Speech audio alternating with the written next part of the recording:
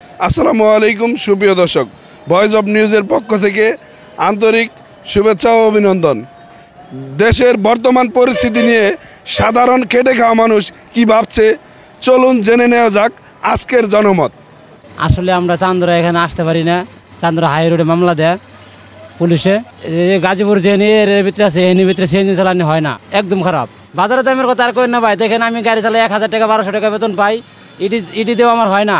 1000 টাকা 1200 টাকা আমি বেতন পাই, খুব কষ্ট হয়ে কিন্তু এটি বাজারে গেলে নাই আর নাকবো 1000-1200। সব কিছু জিনিসের দাম বাড়তি, মানে একদম জ্বলে গেছে গে ভাই।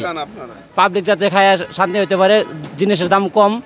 আমার ভাড়া কম দেখ, সমস্যা নাই, কিন্তু জিনিসের দাম কম হইলে মনে করেন খাইয়া বাঁচতে পারবো। দেখেন 1000 টাকা না হইলে কি না হয়, এর মধ্যে কিছুই হয় না 1000 টাকা দিয়ে ভাই।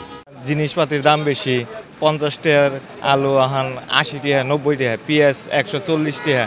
আর আমরা সিএনজি চালিয়ে সারাদিনে মনে করেন কামাই 700-800। আমাকে তো কোনো দিক দিয়ে কোনো সমস্যা। রাস্তায় অবরিত অটো মানে ভরা, হাইওয়ে যাতে আমরা যাইতে পারি। আমাকে মানে গাজীপুর যে সিটির ভিতরেটা এটা আছে, এই এরিয়া পর্যন্ত চালিয়ে দিলে আমাকে মানে এনাফ, আমরা ঠিক মতো চলতে পারবো সিএনজি। দেশের অবস্থা তো খুব খারাপই, কামাই কাজেও অবস্থা খুব খারাপ।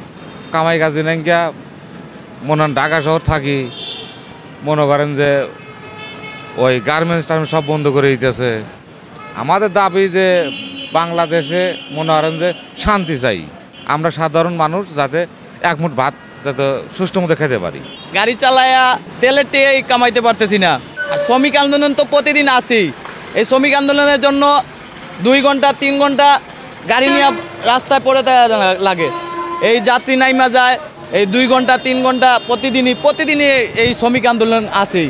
ইনকামের ফসাদি অনেক কমে গেছে, বাজার মূল্যের দাম তো ছাড়া অনেক বেশি। দেশে আমরা ভালো চাই, এটাই আর কি, সবাই মিলে ভালো থাকতে চাই, এটাই আর কি। আসলে বর্তমান পরিস্থিতি দেশের আগের চাইতে অতটা ভালো হয়নি। আগে যেরকম চলছে আর কি, এখন ওরকম অতটা ভালো না। আমরা খুবই অসুবিধার ভিতরে আছি। কাজকাম তেমন একটা ভালো নাই, মানে সব দিক থেকে খারাপ অবস্থায় আছে আর কি। এখন বর্তমান সরকার দেওয়া দরকার, নতুন করে সরকার আসলে হয়তো পরিবর্তন আসবে। এর চাইতে ছাত্র আন্দোলন হওয়ার পরে যে পরিস্থিতি ভাবছিলাম যে হয়তো অনেকটাই ভালো হয়ে গেছে, দেশটা অনেকটা ভালোভাবে চলবে, কিন্তু সেরকম হয়নি। বেচাকেনা বর্তমানে খুবই খারাপ। সরকার পরিবর্তন হওয়ার পরের থেকে মানে অতিরিক্ত বেশি খারাপ হয়ে গেছে, যে চলার মতো খুব কষ্টজনক। 3টা ফ্যাক্টরি আছে, এগুলাও বন্ধ হয়ে গেছে।